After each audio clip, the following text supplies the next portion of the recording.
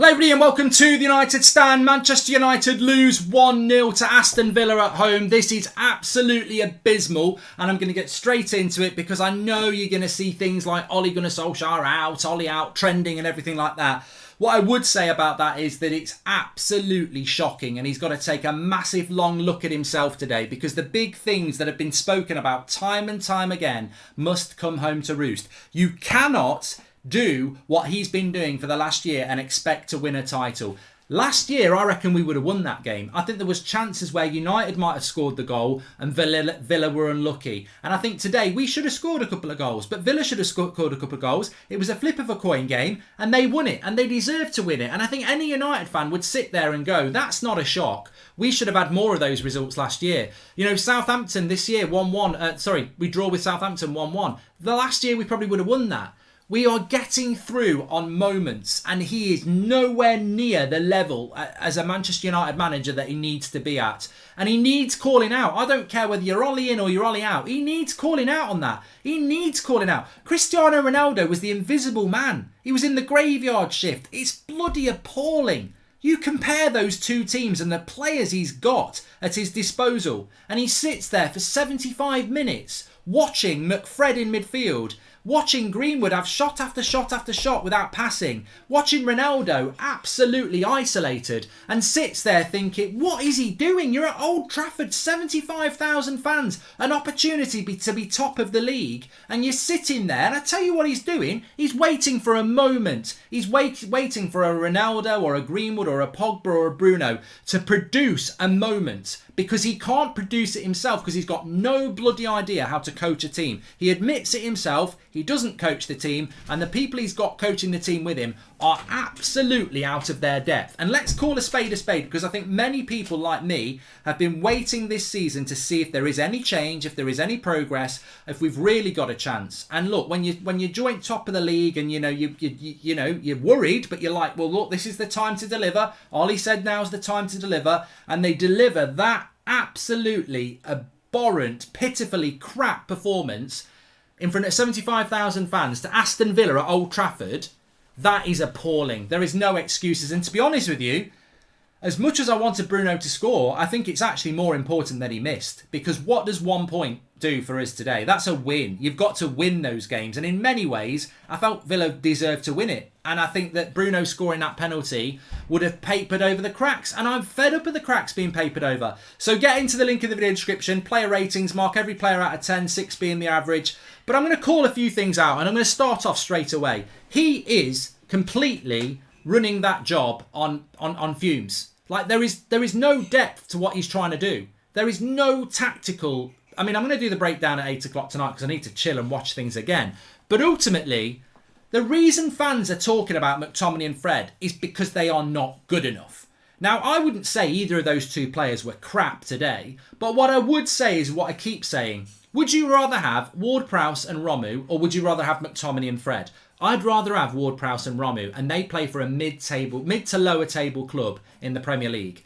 They are not good enough to play for Manchester United. They're okay at best, but they are not good enough. And he is obsessed with them. He puts Pogba on the wing, he sits Matic and Van der Beek down, and he plays McTominay and Fred. And we're sat here losing a game because in the second half, Villa dominated our midfield. They absolutely outclassed us in the midfield and they kept getting at us time and time again. And he sat there folding his arms, watching it happen with McTominay, with Matic and Van der Beek behind him. And Pogba who he could put in the midfield. And he sits there, stands there, folded arms, watching invisible McTominay and slightly better than crap Fred for 90 minutes. And people will go, oh, they didn't do too bad. They didn't do too bad. They didn't do too bad. But they're not good enough.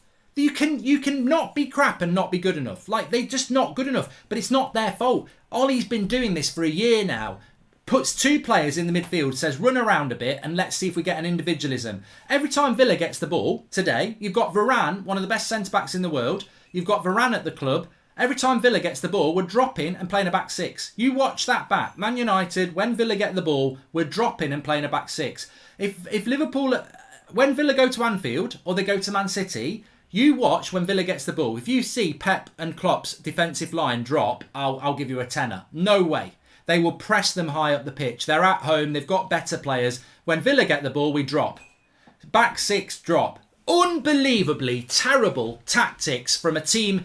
I don't care who the manager is. That's got to be called out today. I've been fed up of this for a very long time. I am confused beyond belief as to why he keeps picking McTominay and Fred. And it needs calling out now.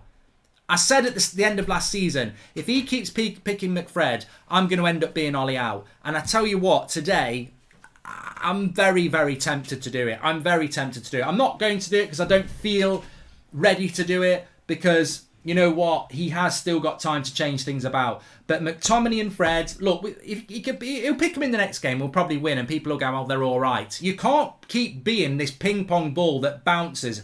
Ollie in, Ollie out, Ollie in, Ollie out, Ollie in, Ollie out. He keeps making the same mistake. Look at last season. Look at last season. What were the big problems at the end of last season? Lack of creation for the number 9. Ronaldo in the graveyard shift makes me want to cry. What a waste of one of the best players there's ever been. What a waste Ronaldo was today. And this is where people get it wrong. They go, Martial was shit. Martial was shit. If that was Martial today, you'd all be going, Martial was shit. You won't say Ronaldo's shit because he's not shit. He's playing in a team that is getting no service. Hardly any chances created for our number 9. Low tempo. Lack of organisation. Poor football. Deep line. No subs. We have not progressed from last season. Everything we moaned about last season is back in abundance. He's basically going into games against teams that figure him out and going, I hope Bruno does something. I hope Pogba does something. Get 6 behind the ball, keep a clean sheet, and let's hope we do something at the other end. But the reality is, Villa came set up. He set up for it. Tactically, Ollie had no idea. He couldn't. He was clueless. Absolutely clueless. He didn't know what to do. It was like getting me to do a spelling test in Bulgarian. I haven't got a bloody clue what's in front of me. I'm just guessing and hoping that I get it right. And that's what Ollie was like today. Absolutely clueless. You could see it. He had no idea. No idea at all. And it's really, really, really disappointing that the progress we thought we were going to make is just not there again. It's the same old shit. And you know what? I never want to lose. I never want to lose. But when Bruno missed that penalty, I was like, you know what? There's a justice there. There's a justice because we can't keep papering the cracks. I think last season we would have beat Southampton. This season we've drawn. I think this season we would have beat Villa. This season we've lost. You know, he can't keep... The luck will run out. The luck will run out. It really will. Bit better midfield, getting bossed when we desperately need some alphas to run the show, says J. Mike Taylor. I really don't understand why Wan-Bissaka has got a low score today. He was the only player who performed great at the back, says Joe's. I think people will just give them low scores because we've lost, really. Uber, thanks for joining the members club. No backup left back, says Paulie. It was pure confusion on the pitch, says Xander. I tell you what, I really don't want to see we go again. Not our day. We were unlucky. You know what? Have the balls, lads, to own up to the fact that you were crap. Have the balls to start having conversations. If I was a Man United player, and I know some of them will watch this, if I was a Man United player, I'd be having conversations about your future. I'd be speaking to your teammates. I'd be saying, what the is going on here? Like, I really would be having serious conversations because these conversations we have on this channel and other people have is based on evidence. We are playing crap football week in, week out. We are getting away by winning games on individual moments and defensive football. And we got embarrassed today. I don't, you know, you can lose a game of football. You can always lose a game of football. But you can bore your fans to death and lose a game of football. And Solskjaer at the moment, he is awful. Absolutely awful. The football is unbelievable. And I tell you what's a massive problem as well. We saw it on Wednesday night. Selfish Lingard shooting from everywhere. We saw it today with Mason. I love Mason Greenwood. Generational talent.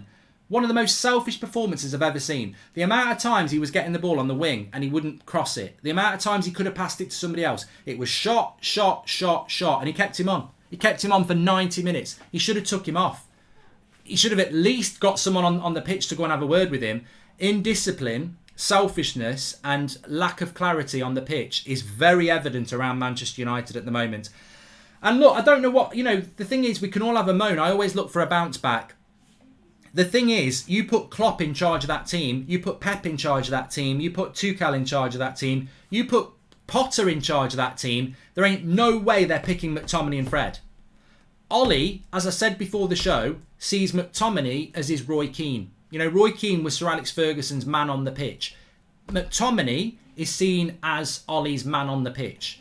When McTominay's fit, he plays because he's full of passion, he loves him, he gets it. Mate, I'm telling you, he ain't good enough. He's not good enough. On that performance today, he was invisible. Now, Fred's not good enough either. The midfield, if it's a left back, if McTominay's at left back, you get away with it. But as two midfielders in a team that's trying to win the Premier League, you are going to get exposed. You're going to get exposed. They are no better than Newcastle's midfield, and he is obsessed with them. He's putting Paul Pogba on the wing, and he's benching McTominay and Van der Beek. I mean, look, let's be honest. McTominay and Van der Beek ran the game on Wednesday night. Van der Beek was man of the match, and Matic for an hour was fantastic. They both don't play 1 minute in a performance where we've just witnessed our midfield get absolutely run over, dominated by Aston Villa's midfield. By McGinn and Louise, McTominay and Fred have just been absolutely put in a box and sent back home. Rubbish.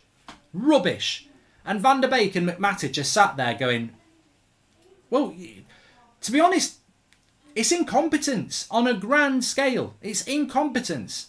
I know he had to make 2 substitutes because Shaw and Maguire got injured, but what is he thinking as a manager for 75 minutes? We come out in the second half vibes, you know, not there.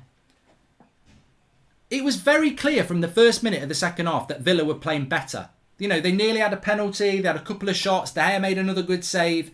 They were in that game, and he sat there for another half an hour and let it happen. 45 minutes to 75 minutes, he sat there watching Villa get closer and closer to the winning goal. He watched that midfield get dominated. He watched Greenwood be selfish. He watched Ronaldo out of the game. You know, he watched Pogba struggling on the left and could have put him... He just watched it. There was no change at all for half an hour in that second half, even though Villa were getting better and better. He just watched it happen. There was no tactical change. There was no substitute. He just watched it. And then what did he do at the end? He takes off McTominay to bring Cavani on, like we're in a game where we're creating chances. I mean, you know what? Why was Cavani brought on? I get bringing Cavani on if you're looking for a goal, but the performance didn't justify that. What he needed to do was get Pogba into the midfield and maybe get Matic on as well, or get Van der Beek on as well. Grab hold of the midfield so you can create chances. What does he do? He brings a striker on for a midfielder like it's a game where we're creating chances. It wasn't that sort of a game. And what happens? He brings Cavani on and they score. And that's not because of Cavani, but it's because of absolute inept coaching throughout the 90 minutes. Now, many people are going to say Ollie out, and to be honest with you, I don't really have a problem with it. I've never really had a problem with saying Ollie out. I've disagreed with it, but I've never really had a problem with it. People are going to demand, oh, GOLDBRIDGE is not saying Ollie out, but he is Ollie out, anything like that. To be honest with you, I'm just stunned by that performance. I never expected when I woke up this morning that we would lose that game. And I never expected that I would be live right here now with people saying you've got to be Ollie out, you've got to be Ollie out. I'm not gonna go on pure emotion. I'm gonna have to digest this. I'm gonna have to look at this, and I'm gonna have to look as a fan myself what it is I'm gonna pin my nails to the mast to. I genuinely just don't know at this moment. But what I do know is this is not a one-off. This is not you can lose a game. And look, there will be Ollie sympathisers who go, well, it's on the players. These things can happen. I'm going to do player ratings in a minute and Ollie will get a rating. There will be people who say that, and I get that. But I think this is beyond that. We finished second last season playing some of the worst football we've seen since Mourinho. But we finished second, and that's great, and it was great. But, you know, we've just bought 3 fantastic players at Manchester United, and we are still playing. This is the thing for me. We've bought Varane, Sancho and Ronaldo, and we're still playing as shit as we did last year. So that, to me, is the big lesson here.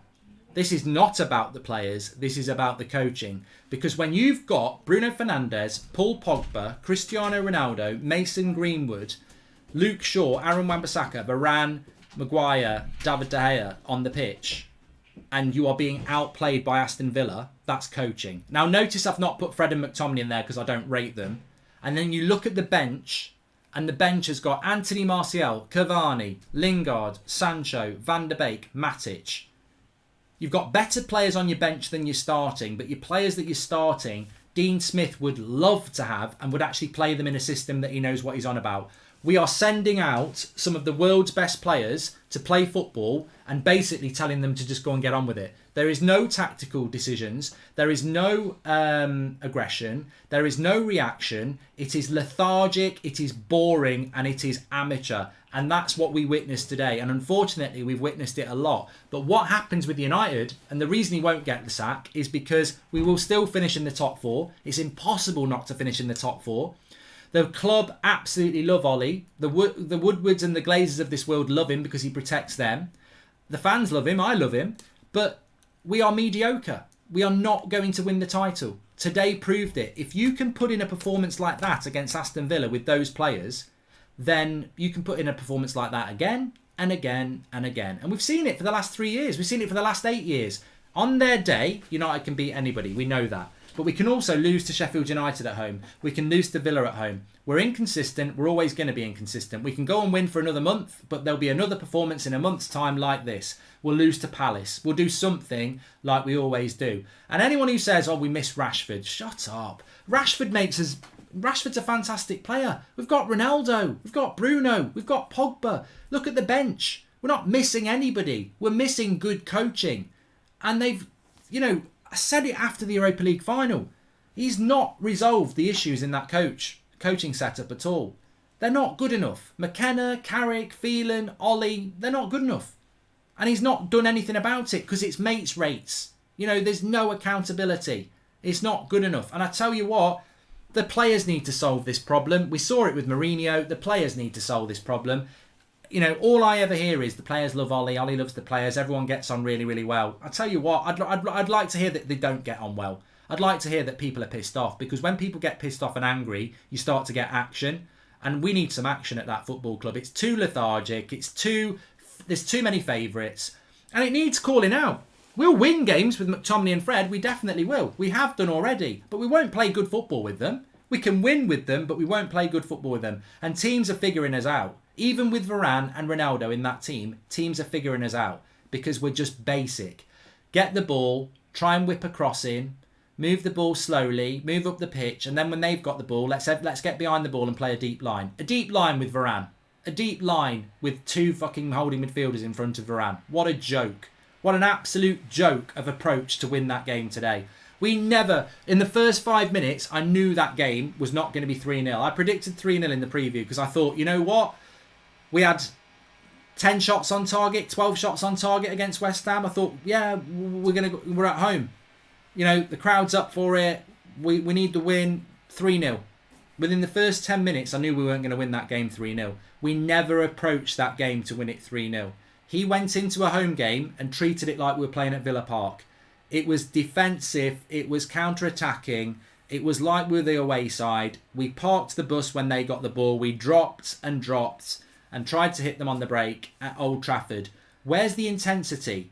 We're at Old Trafford. We're playing a team that hasn't got one player that would get in our team. And we're sitting back. We should have been high line. That's what Varane's there for. High line. De Gea's been very good off his line as well. High line, high press. No, he sat back. Watch it back. We sat back.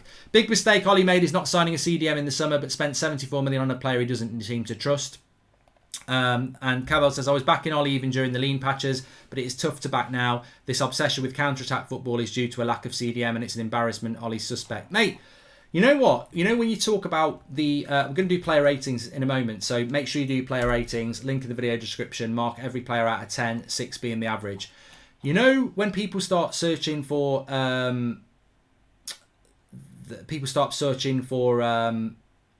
excuses and saying, oh, we should have got a CDM.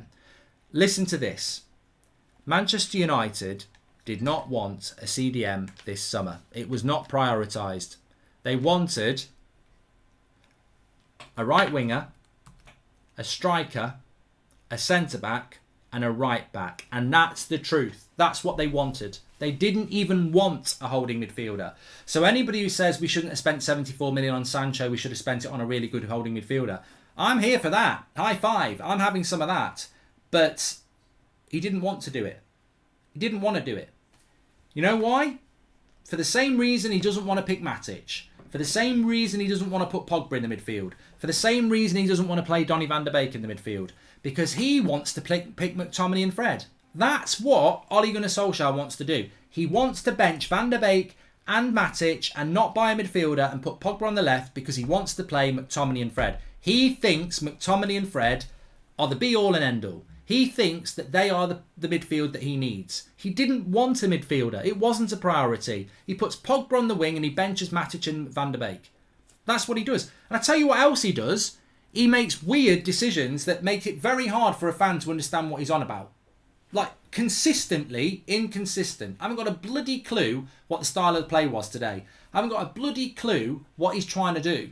Because he's basically playing two holding midfielders in front of one of the best centre-backs in the world. And I'm like, why? Why are you doing this? You buy a centre-back like that to play a higher line, to play higher up the pitch. You spend £74 million on Sancho to actually pick him. Oh, no, I'm going to buy better players but do what I did last year. That's not progressive. And whilst we're talking about it, he's picking Scott McTominay and Fred over Paul Pogba, one of the best midfielders in the world, because he can't get the best out of Pogba. He's shoehorning him into the wing because he can't get the best out of him in the midfield. He is also picking one of the best CDMs the Premier League's had in the last decade, and he's put him on the bench over Fred, who can't even play number 6, in Matic. And if people say, well, Matic can't play 2 games a week, why is he here then? Why has he got a squad number? You can't have a player in your squad on 100 grand a week and they can only play 1 game a week. And also, Donny van de Beek, a year ago, cost us £35 million, was our number 1 signing last summer. Real Madrid and Barcelona wanted him. We bought him. He was a Dutch international. He was one of the best up-and-coming midfielders in Europe. We've destroyed his whole career. He's not in the Dutch squad. He's not playing games for United. He's destroyed that lad's career. All to pick McTominay and Fred. And you know what? If I saw why, I'd be like, you know what? That's genius. That is genius. But I watched Van der Beek on Wednesday play with Matic, a proper 6 and an 8, and they ran that midfield. We lost that game because of the attackers against West Ham. I watched the game today and I'm like, McTominay, invisible. Fred, playing to his absolute limit, was okay, but nothing special. And I'm like, we've got Matic and Donny, like they're better players, and he won't pick them. I don't get it. Coaches are the problem. What exactly do Carrick, Phelan and McKenna bring to the table? Players trying to score worldies rather than play as a team. Thanks for the super chat, Chris. Imagine being told 6 months ago we'd sign Ronaldo, Sancho and Varane, but we'd lose to Villa at home with those additions. It's unacceptable, Matt. It's unacceptable. Ollie's a coward, says Michael Anane, and at this point it's either be Ollie out or risk losing really good players, says Samuel. Mate, I disagree. You know what? The scariest thing is, you know, you can be Ollie out, you can be Ollie in. It doesn't really matter because ultimately he's not going anywhere. And anybody who says that, you know, Ronaldo will force change or this, that and the other, you need to know what's going on at that football club. It has never been so happy. They are raking it in. They've never been so rich. There's so much money coming into that football club. They are absolutely content with Solskjaer. They've just spent loads of money on him. This will be a little blip in the road. As long as we get top 4, that's all that club's about. We are Arsene Wenger under Arsenal in his last 10 years. Apart from the fact Ollie has never won a title like Wenger, we are going into the Arsenal years where the club is very happy with top 4. They're very happy with the manager that's providing that, but the fans can start to see the problem. And it could be a very long erosion of Manchester United because I don't see, under that current coaching regime, unless there is an absolute reset and a change of idea, I see us winning 2, drawing 1, losing 1. I see that sort of a season coming ahead. Comfortably top 4. We're already out of a title race. You know, we are already out of a title race because we're going to be 3 points off Liverpool tonight. Same points as Chelsea, same points as Man City. But that's a false dawn. That is a false dawn. Make sure you smash a like on the video, by the way. We're going to do the player ratings now. And then we've got the fan forum coming up, where I think that's going to be very interesting to see what everyone's got to say. And we've got fan vlogs coming up from the ground as well. So lots of reaction to come. Make sure you smash a like on the video and subscribe. But in a sentence, you know what? I'm just very, very frustrated. I'm not ranting because Villa deserved to win the game. They did.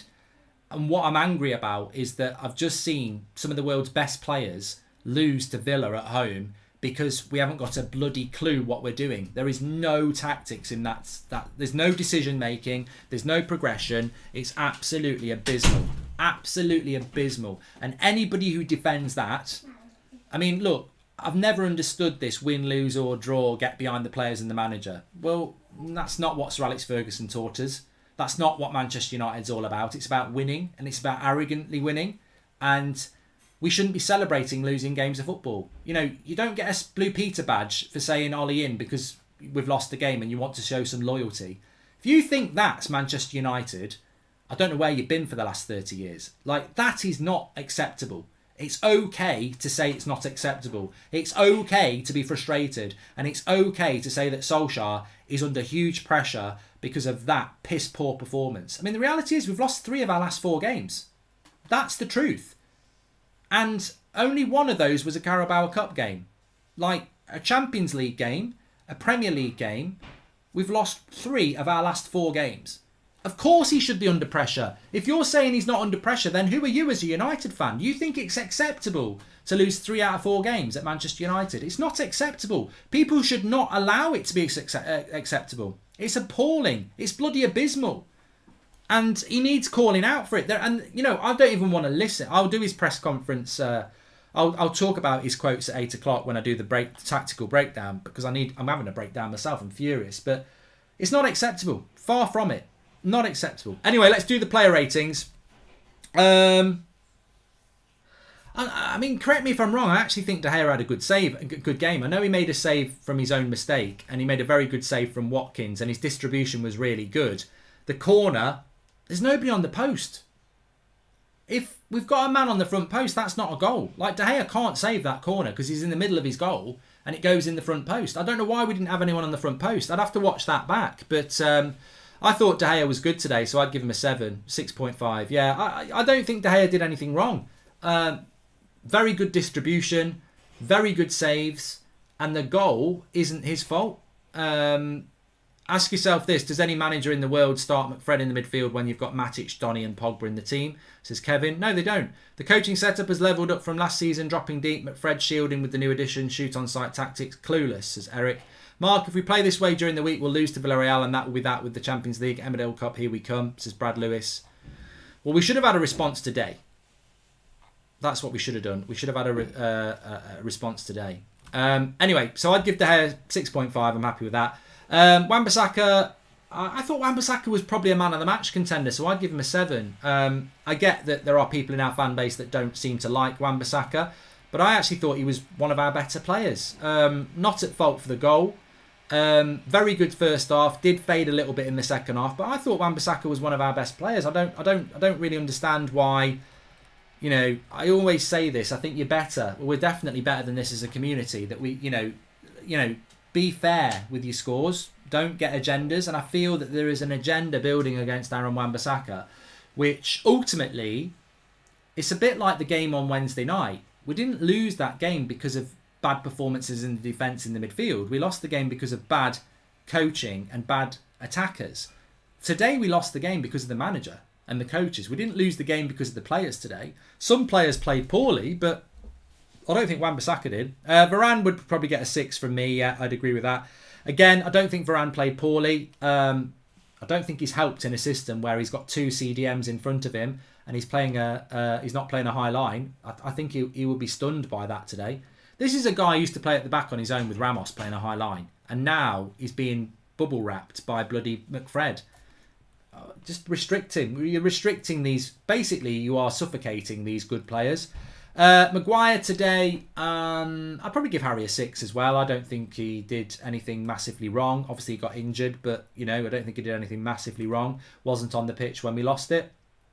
Luke Shaw, I mean, probably a 5 just because he went off quite early. Hard to have a decent performance when you're not on the pitch for a long time. Hopefully it's not a long injury. Fred today, I'm actually going to be generous with. I mean, I've got to do the chart show tomorrow. Taking in the West Ham and the midweek and today. Oh my God. How do you do it? How do you do the chart show? Anyway, Fred today, 5 for me. I actually don't think Fred was dreadful today. I don't think it was about Fred being dreadful. I think it's about Fred not being good enough in the role. And I think rather than it being Fred's fault, I think it's very clear to me that it's the manager's fault. He basically shouldn't be being picked. He's limited. And on his best day, he's not even as good as Calvin Phillips. And we never get him on his best day. So he's a very average footballer who's playing in a very important position for Manchester United, designated that position by the coaches. This is on the coaches, it's not on Fred. He was a 5 for me. He wasn't awful, he's just not good enough to play that role, and that's on the coaches. McTominay today would probably be 4.5. I'd give him a 4.5. I thought he was invisible. I just really did not notice him. Has he been rushed back too soon? I don't know. I thought he was okay against West Ham last week. I thought he was invisible today. I just didn't notice him at all. And I'm surprised he stayed on after half time. But again, I don't blame Scott. I blame the manager. These two players should not be playing in the most important area in the pitch. Really, really poor. Bruno's an interesting one because you could give Bruno lots of different scores today. I think with Bruno, he could have had 4 assists. Like literally, Greenwood should have scored. Pogba could have scored. Maguire nearly scored. He could have had 4 assists today and a goal. He ends up with no assists and a missed penalty. Overall, a very frustrating day for Bruno. He never stops trying. He's massively important to us. But again, he should be one of those players saying to the manager, what the fuck is going on with this team behind me? Why have I got these 2 players behind me? Because you're killing us. You're killing the attack. So I'd probably give Bruno a 6 today. I actually thought he played relatively okay. Missing the penalty, I mean, you're tempted to say it's justice anyway. Greenwood today, I'd probably give him a 5. I mean, just somebody needed to get hold of him and say, stop being so greedy. He was ridiculously greedy. I thought Lingard was greedy on Wednesday. Greenwood was very greedy today. He's on the right wing. He's not a striker. And even as a striker, you've sometimes got to pass. The amount of times he got the ball on the right-hand side and Ronaldo or Bruno are looking for a cross and he's trying to get a shot in. It was indisciplined from Greenwood today. He was a fantastic player, but he was just trying too hard today. Pogba, Pogba today, at times, I just think he's out of position. Yeah, I'd probably agree with a 5. I mean, he should have been moved into the midfield. He's one of the best midfielders in the league and we're using him on the left wing to accommodate McTominay and Fred. That's the sentence. Ronaldo, you've got to be consistent here. You know, we all love Cristiano Ronaldo. It's got to be a 5. Like, it's the graveyard shift. This happened last year with Cavani, with Martial, with Greenwood. It's not their fault. You're basically being inflicted a bad performance by the manager who picks a team that can't create chances for you, so you suffocate and die. He's the world's best number 9. He's the world's best player with Messi. And he's been inflicted that sort of a performance by a restrictive coaching setup. It's appalling to have a player of that quality and not create chances. You know what? We shouldn't be playing that defensive at home. We shouldn't be playing a back 6 when Villa have got the ball. You've got Cristiano Ronaldo. You've got to reset your head and go, I've got Cristiano Ronaldo. I've got to attack. I've got to attack. And yeah, that might leave us open. I mean, it's the most obvious thing in the world. You've got Varane. You play a high line. You let defenders defend and you attack. What do? We've got Ronaldo. We've got Varane. Let's play a deep line and not attack. Awful tactics. And Ronaldo was the victim of that. Delot did okay when he came on, to be fair. They did attack us down the left-hand side, but he did a job. Obviously, Tellez wasn't on the bench. Lindelof, didn't really notice him, 5. Cavani, again, 5, didn't really notice him. And then it leaves us with the coach, who, to be honest with you, that is one of the worst. It's a 3 for me. I mean, 1.7. It's a 3 for me. 100% the blame lies with him. 100% he's got to be under pressure. 3 losses in 4 is unacceptable. Playing that brand of football at home is unacceptable. Having players like Paul Pogba, Cristiano Ronaldo, Bruno Fernandes, Rafael Varane and the rest and being outplayed by Villa is unacceptable. This is a situation that any manager in the world would love to have, and he's messing it up. It's basically like having a Ferrari and then putting, you know, your gran who's got a bad hip to drive it in a Formula 1 race. That's what Ollie is at the moment. He's got all the gear and no idea. And that's the frustration. We are now in a situation as United fans where we say things like, imagine what we... It's like England with Southgate. So many good players, wrong manager.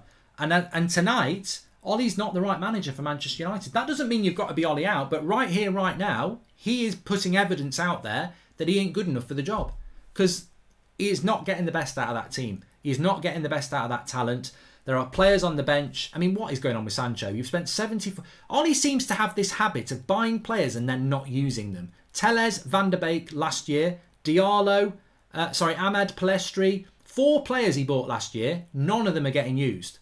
This year, Sancho, 74 million, not using it. Like, what is all that about? And these questions need to be answered. You know, when you lose games like that, you've got to be held accountable. He's had a free ride for too long. He needs to be questioned. He needs to be questioned by the fans. He needs to be questioned by the board. And I tell you what, the most important people who need to question him, if I'm a Man United player, I'm having chats tonight with other Man United players and I'm saying, what is this all about? The season is looking in big problems already. You know, we could be out of a title race and in the Europa League in the next 2 months if he doesn't sort it out and keeps inflicting this on us. It's very, very worrying.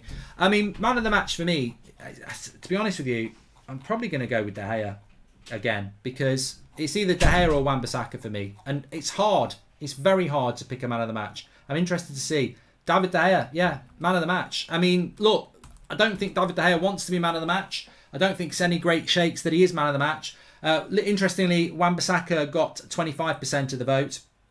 Ronaldo got 12%. Amazing.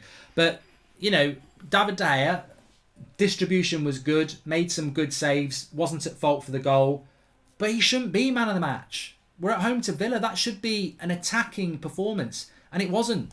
And I'm afraid that that's just not acceptable for Manchester United. And I'm very interested to see what people like Adam and the fan forum have got to say, because I think I've covered everything I want to say. Tactically, I'm going to do the breakdown at 8 o'clock, but I need to have a lie down now and listen to the fan forum and everybody else of what they've got to say, because that's just appalling. Make sure you subscribe to the channel, everybody. Let's get over to the fan forum. I mean, you can hit the fan forum and raid with whatever you want. I think people might be doing it 2 words, but let's get over there and see what they've got to say. Thanks everyone for watching. I'll be back live at 8 o'clock, but we've got the fan forum now, and then we've got the vlogs coming in. Get your thoughts in.